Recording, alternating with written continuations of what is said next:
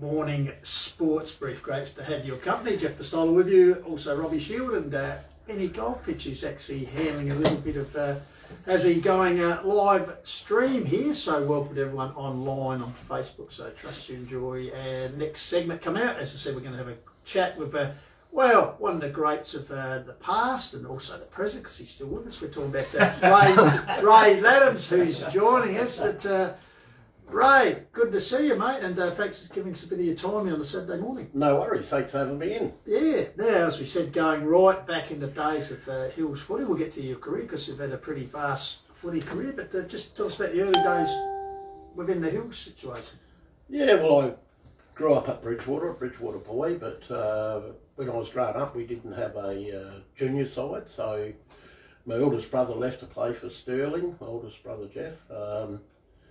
And he took me along, which your brother was coaching the junior side there, and the old Vinny, and so I ended up playing my first year of footy at the Stirling Footy Club, and then Bridgewater got juniors and headed back home.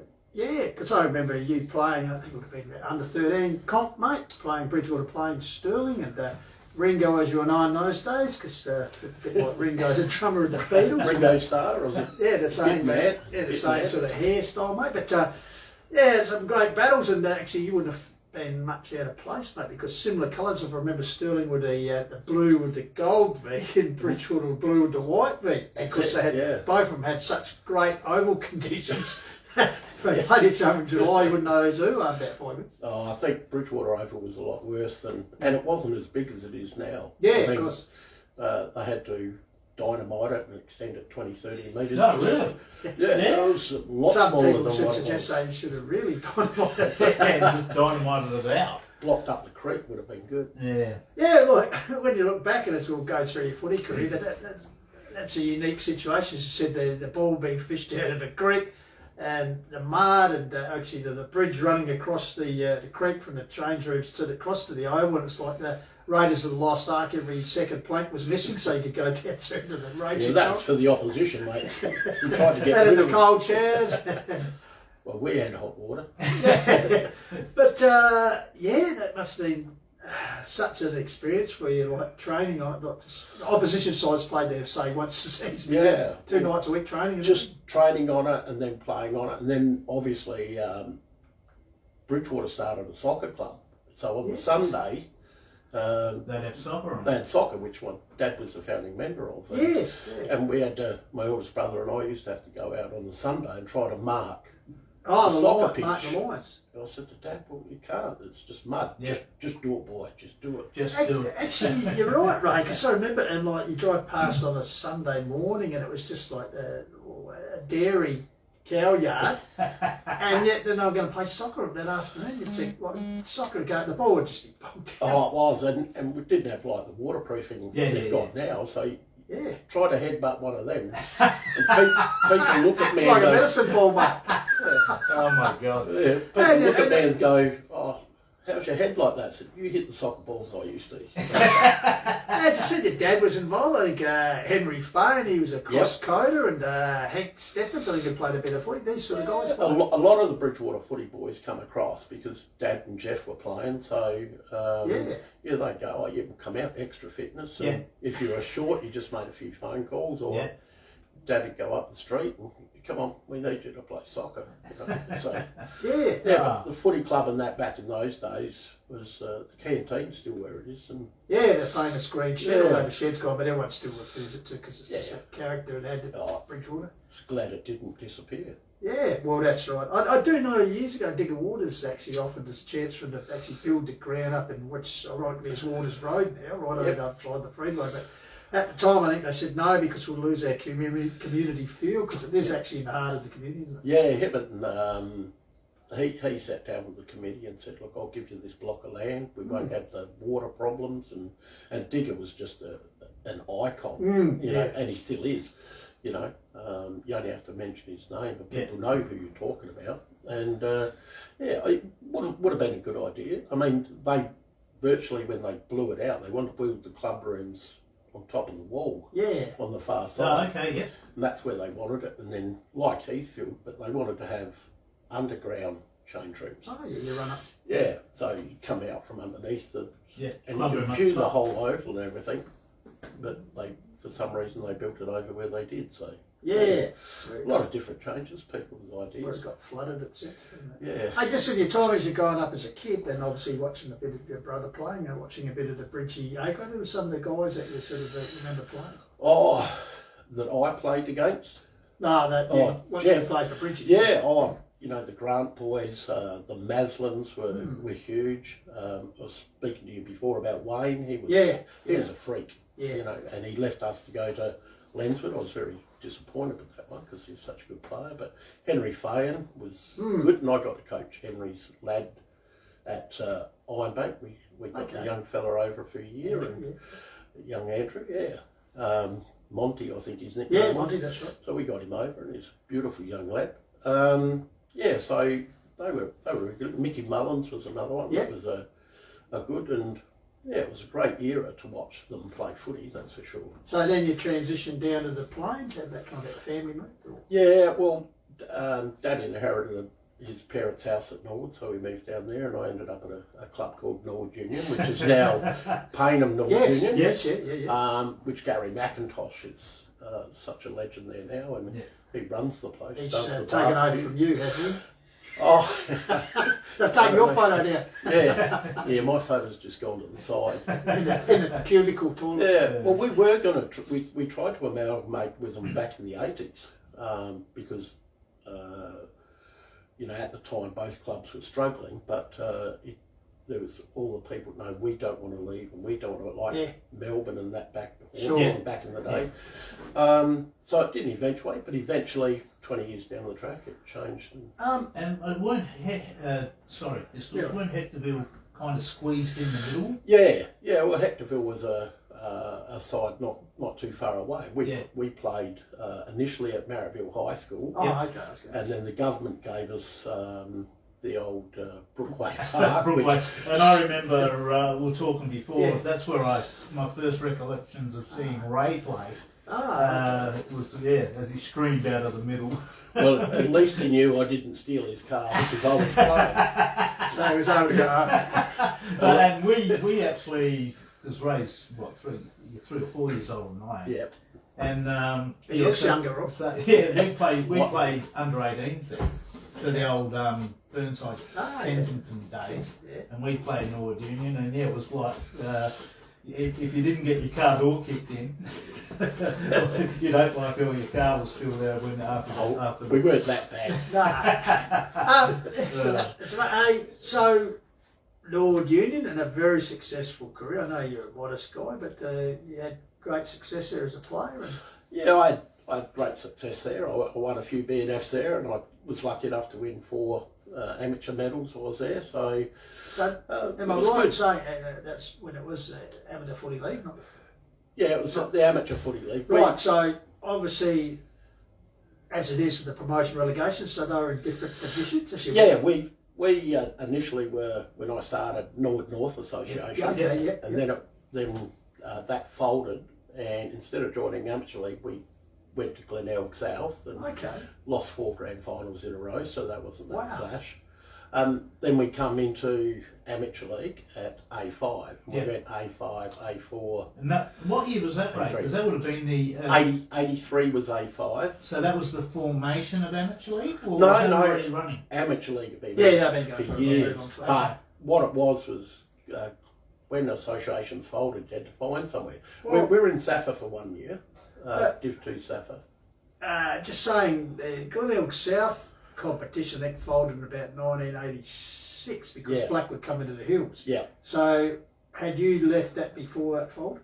We come Why? in Because you lost the 83. 4 grand, but also the travel because it's southern base, isn't it? Yeah, it was. I mean, you had to go to Morpheville Park. Yes. You had to go to Mitchell Park. You had to go to Blackwood. Right. Who wants Edwardstown. travel that far? And then amateur league back then, like the A5s, we were pretty much, you didn't have to travel too far. Yeah. And we were lucky enough that we lost a lot of players because we went down so low, but it was probably over my first few years there that was the worst side on paper we had all year. But we had a guy coaching called Charlie Pirro, Charlie, yeah. Charlie Pirro, Athelston boy. Athelston lad, and he just taught you about winning. You know, it was just all about winning and just take the game on, just take risk. And we had a lot of young under 17s come through, which was really good. And yeah, we were lucky enough to win the flag that year. Yeah. And then the next year we were runners up. And then the next year I took over and we won 8 games but got relegated. So that's how close that whole Very competition was. yes. But the beauty about amateur league is if you're in the top 2, you know you're going up. Yeah. So you can plan for your next year. And if you're in the bottom 2, you can go, okay, well, it's a rebuild. And it's something that I've said to, some Hills people before that, we shouldn't be arguing about it. Just do it. Top 2 go up, bottom 2 come down. And is that enforced, Ray? Or yeah, you have to it's do in that? Or? yeah, it's enforced. Yeah. Unless you've got special circumstances. But then they don't have the stipulation about juniors and all that, do they? No. Senior footy, No. junior footy, Well, that's it. The thing is, like, juniors take care of themselves. Yeah. And most places in town, juniors are played on the Sunday. Yeah. That way, kids can play at the league club on a Saturday. Yeah. And if they don't play X amount of time, they can come back home on the Sunday. If they're not picked, they can come back home on the Sunday. And it's a really good atmosphere. And on the Sunday, the club has all those people come back again. Yeah. So, But also, a lot of the amateur league clubs, or Adelaide Footy League, some of them are old collegians clubs, and also Adelaide Uni, so Prince they're not going to Alfred, have the junior side of things, so they play on the Sunday. Good Hey, concept. you're talking about the promotion relegation side of things, so as you said, how competitive it is, winning 8 games and getting Tier 1, but the fact that if you want to get out of the bottom 2, it does make for a competitive situation for the club to actually get out of that. If you know what I mean, like the season's not dead halfway through the season, we're going to finish bottom, we'll just sit, you know what I mean? But you want to stay in that particular division, so you you prop up, or play to win every week. Or you look at it that like we did in A3. Okay, we won 8 games, and we were only 2 from the finals. But the next year we had this cream of crop come back through with our juniors again, and we were back in the finals straight again. Yeah. And Gazer went through the same thing, A3 to A2, brought all these young guys in, got to A1, come back to A2 when I coached them, and then Jars and Wiedemann and a guy called Bluey Peters come through. And bang, they were up in A1, winning A1 flags. So the demotion gave them time for these young kids to develop, but also 17, 18-year-olds playing senior footy instead of under 18. So I think it produces a better atmosphere. Yeah. So your four competition medals you won for Nord Union. Yep. And throughout various grades. Yeah. A5, A4, A3, and then the A4 one again. Fantastic. Yeah. 4 years in a row? Yeah, pretty much so. Yeah. I think it was the first 3 were definitely all in a row. Each year you stepped up a grade, so to speak. You still proved yourself okay. Yeah, and I was very lucky that Mick Wetherill, who was a friend of my eldest brother, he come out to present my 4th one, which was really good. Yeah. To have someone local come out who knew you as Ringo and Blast from the past. Hey, was there any thoughts of trying to play at a height like an SANFL? Yeah, I played some junior footy at Norwood. Yep. But because we were living at Bridgewater at the time and going down, it was up and down, it was travel, and Dad had to start work at 6, finish at 6, drive all the way home to Bridgewater. So time was for us was a bit different then. Whereas nowadays it's the freeways there and parents have got more time. But even when you moved down to, as you said, the plains, obviously around that Nord area, how old were you then? Was there still a chance for you to go? Yeah, there was, but I had a young family. Chris and Andy. A young family, had to put time into them. The wife wasn't working, so one job. So it was easier to just stay at the local club. And I know just talking, I've known Ray 20 years. Met him through Ironbank and footy. And I've spoken to a lot of people, and I've seen him play, and a lot of people have said to me, there was a lot of players in your era, Ray, that could have played league footy. Oh, definitely. But through circumstance, either like looking after the family and whatever, you know, chose to go that path rather than, you know, their own careers. So, you know, I think it's a credit to them because, I mean, you raised a kid that Chris and Andy, both good footballers. Chris was lucky enough to get to the elite level. So the amount of time that you and Shaz, and even Andy, even now, you go to watch Ironbank where Chris is playing, the whole family's there, the whole crew's there, even the grandkids are there, which is fantastic. You know, so they do everything as a family, and it's a credit to Ray and Shaz. And that's the beauty of country footy as well. I mean, I've got 4 grandkids. Lily and Austin both tied up at Harndorf. Lily plays netball and her footy on a Sunday, and she does really well at both sports. She loves her footy, she loves tackling. And Ozzy plays at Harndorf. And my other 2, Andy's 2 daughters both play netball and dance. They do dance and stuff. So very lucky, Shaz and I, in that way. But they love getting to the games, you know. And Chris has retired. How many times? That many times. And I think he just likes to get carried off. Well, probably. Because he can't walk nowadays. Yeah, I know. He's a little barrel. You said Can't that. believe I You said said that. that, not bad. You're on 88.9 FM, the Saturday Sports Brief, and coming to you also live stream through Facebook. And our special guest here this morning is Ray Ladhams, talking about his footy career and also community sport, which is obviously a big part of his life, and also in employment, Ray, Metropolitan Fire Brigade. You're in quite a while. 38 years. Yeah, 38 years. what made you want to be a fireman? Oh, the money. It was good. It was good money at the time, and 4 days on, 4 days off, which helped me with my footy. I could coach, and I met a lot of good people. Al McKenzie. Albie. I thought you said good people. If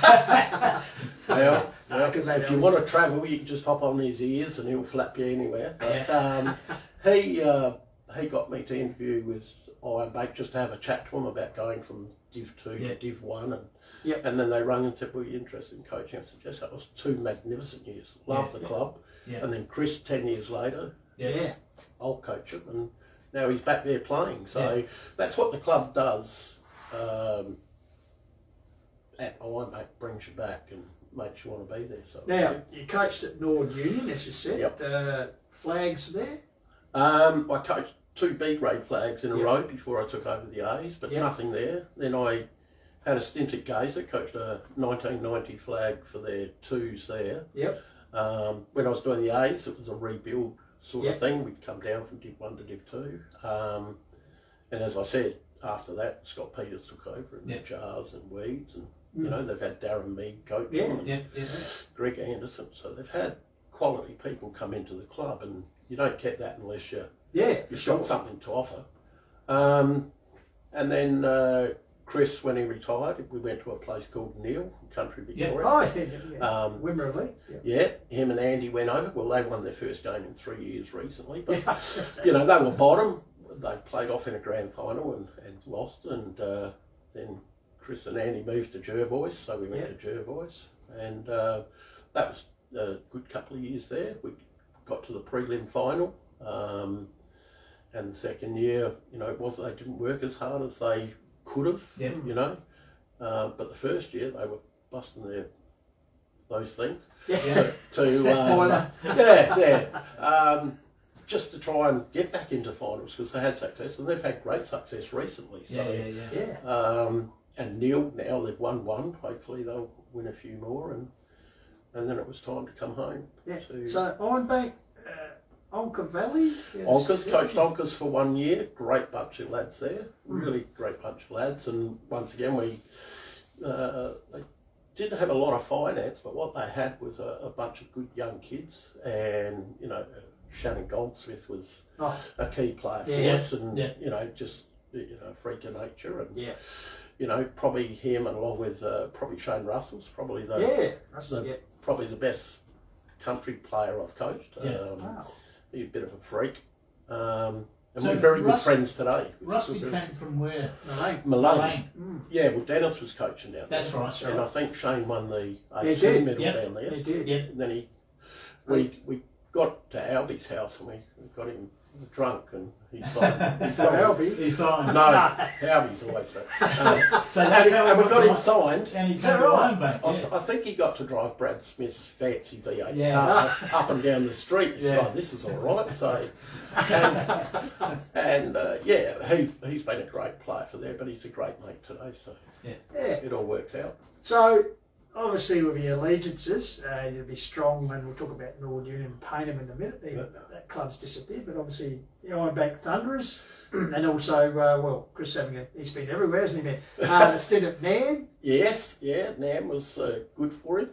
Andy had, at the same time, he was at Burgwood. That's right. That's right. Yeah. But the first game, due to points, he couldn't play because they had too many Yeah, points. yeah. So he played in the twos and Chris was in the A's and Chris kicked 8 or 9. So Andy wasn't that popular back at the club that night. They said, well, your brother killed us. And he said, well, you didn't let me play. I would have kept him free. You know? How ironic that Chris turned in that sensational performance when Nan broke that long-lasting A-grade grand final, drought for the premiership in the grand final at Mickey that day. And I'm not going to answer a question here. yeah, I swear he kicked 6 in the first quarter, and the Ironbank people say no, he only kicked 5. He kicked 5. He did kick 5. Yeah. I was at the broadcast end and he just had 4 on the string, but he kicked 10 goal in the grand final. Amazing. Fantastic. Yeah. And ironically, unfortunately, against Ironbank. And he told me the day before he was going to kick 10. He was pretty prime because they'd missed by a point to Bridgewater the year before. Yeah, they had. And Philks had said, you know, we should have won. I said, look, if you lose by 10 goals, you could have made changes. When you lose by a point, what else could you have done? Actually, 2 points. And one of the Bridgewater lads kicked a freak goal. Yeah, Craig Evans. Yeah, that's who it was, yeah. And then Leo Barry, Stewie Bound took the big mark from the kick he out. did. Yeah. Good bloke, Stewie Bound. Lovely bloke. And then in that second one when they started, Chris kicked that one from the boundary line. Yeah. And it went through. Yeah. And then he kicked his second and then he's on. Yeah. He's on. Yeah. And look, you know, in retrospect, maybe the Ironbank coach could have put someone else on him, but the way the ball was coming in, that midfield It was- Ryan McGay it was just Yakshi, Ryan McGay, they were just pumping it. Yeah. As you said, they've been to a World a couple of times. I know 2014, Mount Lofty being demoted, and they were just too good for him. And then she said the one that got away from it, Birdwood over against Bridgewater. So they were probably on a mission that day, and they're really feeling the pace. And it was, I think it was Primey's last time because That's another right. fight. Yeah. Yes. It was Primey's last one of coaching, so it was good for me to see Primey get a win. Yeah. You know, Good MFS boy. yes. Yeah. You're on a Saturday Sports Brief here on 88.9 FM and also being at live stream at Simulcast. Rob, Jeff Pistone, Rob Shield with you. And our special guest today is Benny Goldfish doing the producing job this morning, and special guest Ray Ladhams. Hey Ray, just take. I got a comment in here from Chris Ladhams. Oh, Chris, yes. I think did you make a comment? Little barrel, Rob Sherwood. I'll talk to you later. He says. Not little barrel. Very, what's the other comment there? Can you talk more about me? Great to see you. Back to the deck. His game plan, sorry, while we're on that, his game plan, and Ray will vouch for this, kick it to me. Well, there's a lot of I must admit he had probably the best kick in HFL. a lot of times he kicked the ball to him and he'll convert, so that's what you want. Oh yeah. Hey, now take us through the process. You must have been absolutely delighted when Chris was drafted. AFL went to the Bombers. I know I've spoken to him. I had a really good chat to him once about situation, and unfortunately didn't crack it for a AFL game. But just being on the list for those couple of years was so valuable for him. Essendon was a footy club, just like Ironbank. That was the way the people and that reacted. It was very welcome there. He was unlucky. He did a shoulder injury while he was over there. I remember he kicked 7 against Geelong one day, and Ken Hinkley was on him most of the day. And he kicked 7, and next week there was a chance. He was named emergency, but didn't play. But Kevin Sheedy was just amazing. The thoughts of Kevin and Sheedy. he's just a wonderful bloke. Yeah. But he'll sit down and talk to you footy as long as you've got a glass of red in front Yeah. of you. But he has some incredible ideas. But he was just you were invited into the rooms when they were doing match things. They'll come in, you're right, And then he'd ask you your views of footy, and you'd sit there. But yeah, Chris had 2 years there, and then the opportunity come up to come home. They actually tried to get him the first year, but Essendon said, no, look, do your time, and the opportunities will come. And then he did his shoulder. And then when he come back, obviously, through at Adelaide, he done a bad ankle and knee. So, I mean, a little bit of luck. Some players don't get injured and get 200 games, and other people get injured and don't play as many. How old was Chris when he got drafted over here? 18. Okay, so we've had a few guys we've spoke to who have had the opportunity to do it, but it's a lonely old thing, packing up from your family, going to a different environment, and sometimes it works, as you said, Ray, and other times it doesn't, and it does. I know mental health's a big thing these days, but suddenly Chris luckily got the second chance. Yeah. But for a lot of guys, that's it, and their dreams are gone. Yeah, he had another 2-year deal on the table at Essendon. Sheedy flew over with a couple of other people and said, look, stay, don't come home. But he was homesick. We're a very close family. Yeah. And always have been.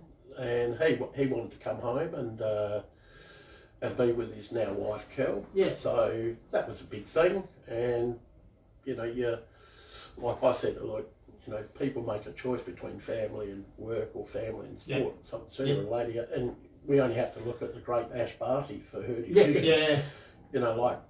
It's not about money for her, it's about reaching the top. Yeah. And she retired at the top. Not too many people do that. Yeah. They just hang in, and credit to her. And I think I've given all I can.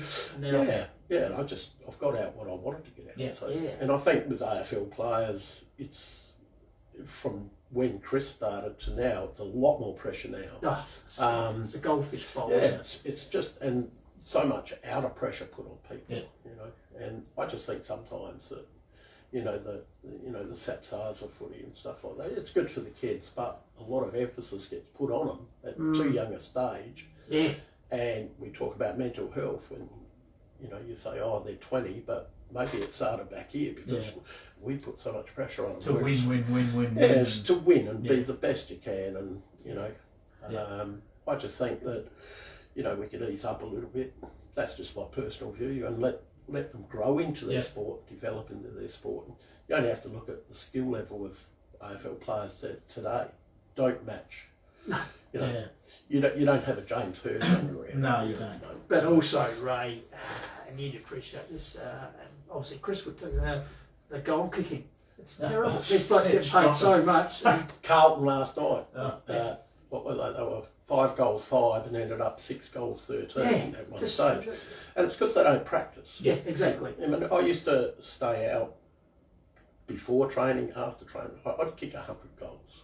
100 shots. Yeah. Not that I could kick 100 goals, but you'd have that shots. And when Chris was younger and Andy, that's all we practiced. Kick goals, kick goals. And then you watch them kick around corners, and that's why they can't kick 45 out. Yeah.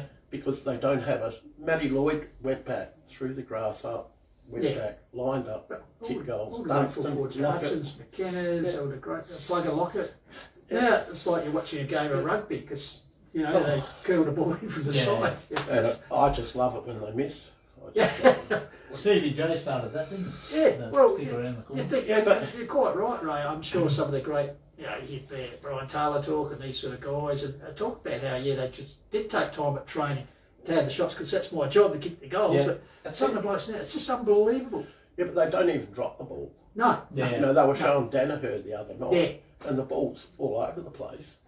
But if you watch Paul Salmon, and he was taller than Dan, he leant right over. He did. So he had a very low drop, but he always hit the face of the ball. And that's where Sloaney's new footy with the face on it and the hands might help the kids. But when they get up a bit older, all they want to do is kick around corners. Maybe they could put that on the elbow. Well, good work. Have the finger marks so you know where to hold the ball. Yeah. You'd have to. And they can bring the drop kick back, Ray. Oh, that was one of the best kicks in footy. Oh, yeah. If you Oh, can well. do the drop Well, kick. actually, you're right, Ray. You look at some of the old footage from the 60s and the early 70s and see the drop kicks. Wow, and you see the accuracy they got, and especially the stab pass. Well, I reckon you would have put a few of them. Oh. Full pelt and a bloke on the lead, so you had to actually time your kick. So I had to you do a drop drop kick through it. every game. Yeah. I had to get one in. Yeah. As I got older, just had to get a drop. Yeah. But Bob Shearman just Ah. coming out of that, Paul Bagshot, they just come out and 50, 60 metres. Yeah. And that's it. No, straight. Edding Gill, I reckon. He Oh. could kick a Yeah, ball he too. could, Gill yeah. Butchart, I know. That Yeah. flag. Robert Odie, Yeah. stab Yeah. passes, he was amazing. I remember Shot, as a you know, that era of footy, that skill level. Yeah. I mean, you look at the big bucks now, and then you go back to the Modras, the Kenny Whelans, Roger Luders. Yeah. Yeah. And I remember the SANFL one year, 4 guys kicked 100 goals in the one season. Yeah. Well, we can't get 4 guys to kick 50 now. Yeah, You know? Because you know they take too long the ball, they chip back. Yeah. Even back there, you got the ball in quick. You know, your Tim Evans and your Scott Hodges kicked 100. If you get it in quick, they're 1-on-1. Rick Davies. Yeah. He was a freak. Hey Ray, I'm going to ask you, because obviously being the MFS, and I know they used to always have the services game where Legacy Cup stuff, play the coppers and the military people. Obviously, you would have played a few of that, and I'd suggest the MFS would have had a pretty handy side with some of the fighters. Oh, we did Ian Porchard. Yeah. Who else played? McKinnon. Oh, A lot yeah. of West Adelaide blokes. Brett Nonna. Yeah. South, Coach Glenelg, he played. Maxie Parker. Yeah. Maxi. Yeah. Wow. Lindsay Heaven. Ralphie Sewer, of course. No, Yeah. To get in that side, you had to try and knock someone over at work, you know. Just pulled the ladder out as it's coming down, so to speak. Yeah, the 2 A-Court boys, they played Yeah. at Westies and then at Gazer. Yeah. But we had a very good side. The Cops had a good side Yeah. as well. I mean, I remember Peter White Peter White, playing. yeah. And, Ian Verrier might have played. Ian Verrier, Those yeah. guys, yeah, so, and they were really tough, hard games. It Oh, was I can no, imagine. you know, on the field, you know, it was just tough and hard. But I think the 3 years I played before they sort of disappeared a bit, we won each of them. So Yeah. the Cops were just down a bit. Probably out trying to chase cars or something. Stolen vehicles. No, it was a good cop because we had 16 AD from Woodside. Yeah. They were one of the other teams that played. Yeah. Hey, does it worry you? We're talking before we come on air about community football and how it's changed over the period of time, and you were mentioning about your own club. Well, you take Bridgewater and forced them a bit of amalgamation with Kellington, more so they got a decent oval. But talking about Nord Union now is gone its own individual identity, but it's now with Payneham. But just community football. It's changed a lot over. It's definitely changed. I mean, we were only talking before, like Little Hampton had a side, Lensford had a side, Mount Pleasant, Mount Torrens, Ashton. Who you played for? You were played a season at Ashton, and Ian Hanna from Gumaraka carved us up each time. So he was a pleasure to play against, but I said, well, I don't want to stand. Give it to someone else. But that junior program back then, it was good and it was hard. But you don't want to see clubs amalgamate, but you actually need it. And if you look at the York Peninsula where I live now, you've got Southern Eagles, which is the 3 lesser clubs. You had Southern York Peninsula League, which was 6 clubs, and now you've got 2 who play in the York Valley. It's all good. Yeah, and you had like Curramulka, Middleton and Stansbury, that's CMS Crows. Yeah. And then Yorktown and Waruka and one of the other sides component, and then you had Maitland and someone else amalgamated. But those clubs have made their own right, won their own premierships in their own time. So depending on the farmers, how good a season they go, and the sponsorships that come in, but that competition survives because of amalgamations.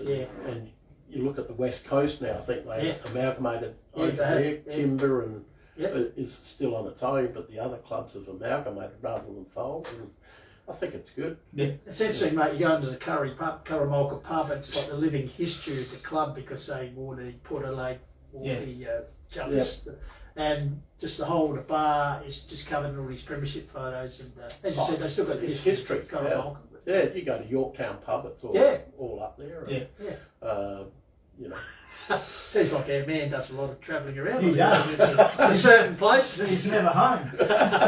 Doesn't go to museums, he goes to the pub. If you don't get out to the country, things, and like I said, when we were playing in the Wimmera League to Neil, you know, they travelled to Ararat, Storm, you know, and the competition there was sensational. Oh, yeah. You know, and you're looking at, you know, I think from Neil's perspective, they had Floody come from there and a few other players, and at Jervois, you know, they've had their quality of players. And Horsham had the Herds and all of that. Yeah, well, the Horsham had 3 teams. I think they're only back to 2 now, but the Demons won 9 out of 10. Yeah. But I think they've got 3 competitions there. Andrew Johnson's brother was involved up there, wasn't he? Andrew Johnson's brother. Yes. I think he actually, after he finished with Sturdy, went up and played with I one. think so, yeah. But the Wimmera League's got 2 now. 2. Yeah. So, but our Hills Footy League is. Yeah, I was going to ask you just in closing, Ray, and thank you very much once again for coming in. The standard of Hills Footy, I think, has improved even more so since the tunnels are open, made it more accessible. But you look back in the days, early days in the 70s, and you had a few blokes who drifted in, like Warren Foster from South, Bobby Schmidt, the great Bobby Schmidt, Phil Howlett, these sort of guys.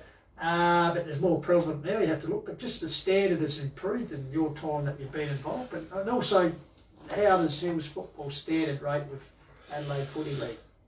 I think it used to be a lot higher than it is, but I think it's coming back because the other competitions like Amateur League A1 is really, A1, A2 is good, and then you'd probably say A3 is where most of the other competitions like the York Peninsula and Jervois and all that, they probably fit in around there. And I think the Hills Footy has developed well. It's just when you look at Nang going up, and they've won a few games now, and they get their junior program going. And I remember when I first took on the Ironbank and we went to Div 1, we made the finals. We were just unlucky come to that finals. We had, you know, Donks and Maury and Brad Smith were all injured come that week. And if we put our best 21 out, we were good enough. If we put our best 15 out, we weren't good enough. And I think Onkers were in the same boat. Yeah. You know, and they'll come back up again. I know they're down at the moment, but they're a good club, and they'll bounce back up. And we've seen Loberthal right down at the bottom. Yeah, now they're back you know. up. Well, I wish they were down when I was coaching, because they had the Zilla boys. The Kings. And you know, I'd go to Andy, you go on the Zilla, which one? It's both of them. Hey, do you miss it? The actual coaching side of things? Or obviously you're a street man and, you know, you watch it, but... I did the first couple of years, I stopped, but I don't miss it now. I love watching, and I love being able to have like an input of what you see and what you think should be happening. But I don't miss the cold Tuesday, Thursday nights at Ironbank, and boys, you can wear beanies, you can wear tracksuit pants, you can wear them. If they had them, they could have wore hoodies. To training, because that's how cold it is. Times have changed. And I grew up at Bridgewater. I was going to say, imagine if you ever wore the old flannel tracksuit bombs at Bridgewater, you would have been called something you can't call people these days. No. You're lucky we were able to wear shorts back then. Hey, obviously, as you said, you're over at Moonta now, but you try and get across because Chris fly in, fly out situation, every 2 weeks. Every game. Every second week I get down. Well, the other week I'm watching Andy's daughters play netball. So 1 week there, and then 1 week watching Aussie. Where do they play? They play netball at Elizabeth. Okay. So, and then I get up at Friday nights to watch Aussie. Saturdays, Lily's. Saturdays, Lily's netball. Chris Saturday afternoon, and then Sundays, Lily's footy. You can't miss that. All over the place. You can't miss her footy. It's amazing that you find the time to actually check out all those pubs. And then I've got to get home to fish. Oh yeah, see the boat. Of course, see the boat. The tide's coming in on my... All right, mate. Well, thanks very much, mate. Thanks for having me, guys. Saturday Sport. It's been a fantastic chat, mate. Just talking about your life in footy, let's not sell it short. It's been a great career as a player and also as a coach, very respected, I know that. And just your thoughts on the game. So thanks for joining us, mate. No worries. Saturday Thanks Sports. for having me. All the best to Cheers. No family worries. for the rest of the season. Thanks, Ray. All right, Pleasure. Robbie, that just about wraps us up here in the Saturday Sport Room. We've got a little bit longer. But Yeah, don't forget to call the Wild this afternoon, coming to you Yeah, where are you, from boys? Nan. Oh, big game, Nan v Uraida District. It's obviously you keep a handle on it. So who's going to win that one? Well, I'm going to go for an upset. I think Nan can. Jeez. Oh, his old team, one of his old teams. I think Nan can. Well, it's 4 versus 5. Is the big ruckman playing for now? No, he's not. He's out for a couple of Oh, weeks. no, I'll go your regular. No. then. There you go, the basket. All right, thanks for joining us, especially on the live stream. Trust you enjoyed it. We'll see you once again on Wednesday night for the Huddle. Yep. Some very big guests coming up. And also, we must say before we go, a great congratulations to one of our favourites here on 88.9 FM in Kira Mueller being drafted Yes. pick 69 on Wednesday night. Yep. We will have Sturt. yes, from Sturt to the Crows. Yeah. We'll have an exclusive interview with her coming up on Wednesday. Does that mean So- we've got to get Crows Yeah, what she does permission- mention. The Crows Yeah. permission to get the Kira The dog Kira up and dog running? will be going gangbusters now Okay. for that. So, Something to look all forward right, to. this is Pistols on behalf of Robbie Shewan and of course Benny Goldfinch behind the scenes this morning. Saying thanks for joining us and we'll catch you next time. Keep on chasing your goals. Bye for now. Bye.